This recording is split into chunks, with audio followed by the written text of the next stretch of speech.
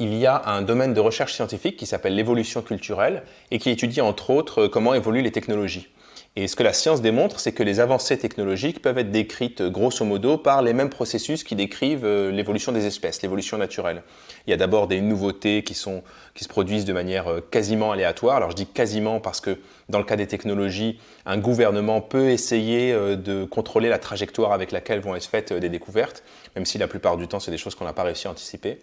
Et une fois que la découverte apparaît, eh bien, il y a une forme de sélection naturelle. Les découvertes vont survivre et continuer à évoluer, mais seulement si elles répondent à un besoin qu'on a dans notre société. On peut avoir aussi, par exemple, des compétitions entre différentes découvertes, comme on a eu dans les années 80, une compétition entre le format VHS, le format vidéo VHS et le format Betamax, qui répondaient tous les deux aux mêmes besoins. Eh bien, dans ce cas-là, il y en a un qui va survivre et un autre qui va s'éteindre. Et dans le cas de cette histoire, c'est le format VHS qui a survécu. Voilà, donc que veut la technologie? Eh bien, pour continuer sur cette analogie, moi je dirais que c'est tout simplement un processus d'adaptation qui cherche en permanence à répondre à notre besoin.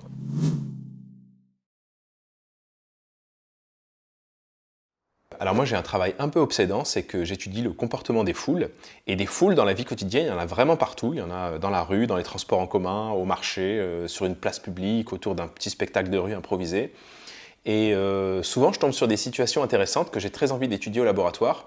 Mais pour ça, il faut que je puisse filmer la scène, il faut que je puisse prendre des notes, il faut que je puisse capturer des données.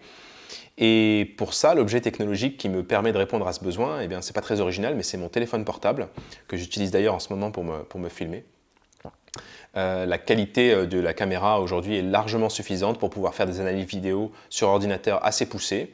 Et si j'arrive à trouver un bon point de vue qui surplombe la scène, eh bien, je peux même faire des analyses d'images assez techniques comme celles que vous voyez à l'écran en ce moment. Voilà, donc cet objet technologique dont je ne pourrais pas me passer, c'est mon téléphone portable.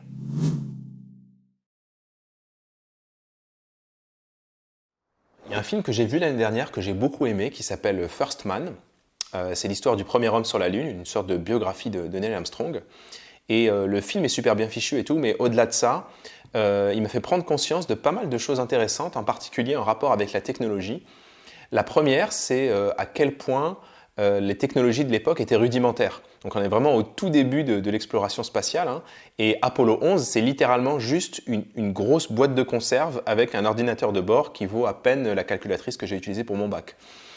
Par ailleurs, j'ai été aussi marqué par le rôle de la guerre sur les avancées technologiques.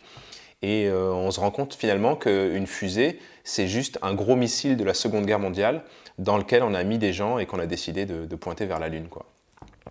En tout cas, c'est un très bon film que je vous recommande à tous.